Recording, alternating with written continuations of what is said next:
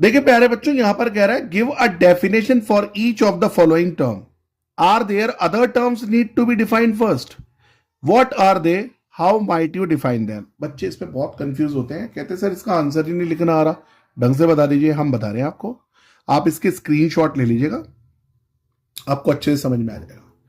देखो पहला parallel line, बेटा parallel line are straight line which lie in the same plane and being produce in both direction. भाई parallel line है ना, ऐसे ये दो पैरेलल लाइन है, इन्हें आप प्रोड्यूस कर सकते हो सेम डायरेक्शन में। Other term involve in a plane, अब देखो यहां पर क्या हुआ, पहले हमने डेफिनेशन दी do not meet each other, ये डेफिनेशन दी, यहां पर आया इन्वॉल्व क्या हुआ, प्लेन। भाई कहीं जहां पर बनाओगे कार्टेशियन प्लेन में ही तो ड्रॉ करोगे। is an undefined term. However, we can represent it intuitively and explain with the help of physical model. बिल्कुल समझ में आ गया होगा अच्छे से। Next, perpendicular lines. When a straight line set up on a straight line makes an adjacent angle equal. देखो अब देखो, ये एक लाइन है, ठीक है, मैंने एक यहां पर लाइन बना ली, मान लो ये 90 है, और एक और इसके पैरेलल बना दी, या आप कह दो ये इसके कॉरस्पॉन्डिंग एंगल इक्वल है, तो ये दोनों लाइन पैरेलल होंगी ना, या इन्हें कह लो परपेंडिकुलर लाइन। अब क्या कह रहा है, when a straight line set up on a straight line makes the adjacent angles equal to each other, each being a right angle, the straight line standing on the other line is called perpendicular. देख लो यार, अभी तो समझाया मैंने ये, है ना। तो अदर टर्म कौन सी आई इसमें, first angle, second adjacent angle and right angle. भाई देखो ना, यहां पर क्लियरली दे रखा है कि एडजेसेंट एंगल आई एक तो टर्म है ना, एक एंगल आई, सही है, तो ये आपने इंक्लूड कर लिया, और राइट एंगल आया।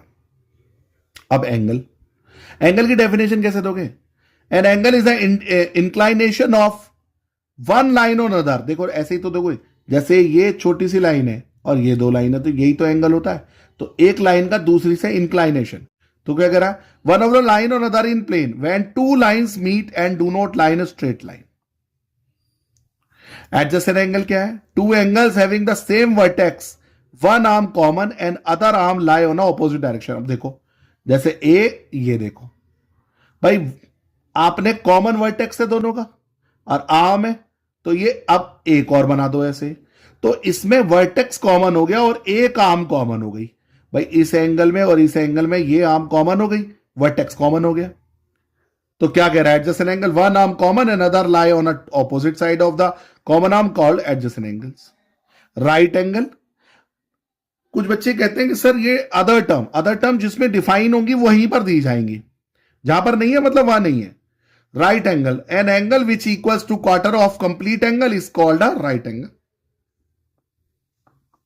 पूरा एंगल कितना होता है 360, तो quarter means 1/4 of right complete angle. तो अगर कोई एंगल 1/4 है कंप्लीट एंगल का, तो वो राइट एंगल कहलाता है। बात सही है ना, 360 का 1/4 कर दो तो 90 नहीं आ गया प्यारे बच्चों। Line segment, a portion of a line which and point is called line segment.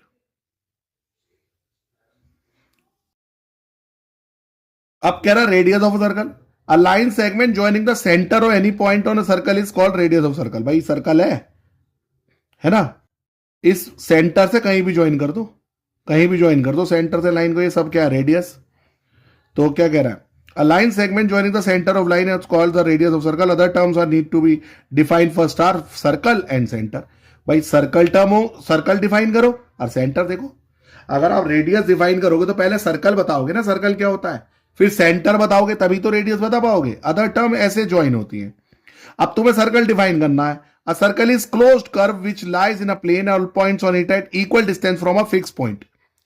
अब fix point with in it, तो फिक्स पॉइंट आ गया, तो अदर टर्म आ गई सेंटर, सेंटर बताना पड़ेगा। फिक्स पॉइंट जो होता है ना वो सेंटर ही होता है। अब और देखिए, centre, the fix point of the which all the points on the circle are equal distance पर है, इज कॉल्ड सेंटर। स्क्वायर भी सबको पता ही होगा, बस एक ना बता दूं, अगर स्क्वायर है तो अदर टर्म में इक्वलेटरल और राइट एंगल दो टर्म और आएंगे डिफाइन। इक्वलेटरल और राइट एंगल सबको पता ही है प्यारे बच्चों, ये मैं अच्छे से बता चुका हूं पहले ही, तो आप इनका स्क्रीनशॉट ले लीजिए, आपको ये बेहतर समझ में आएंगे। नेक्स्ट क्वेश्चन की तरफ चलते हैं।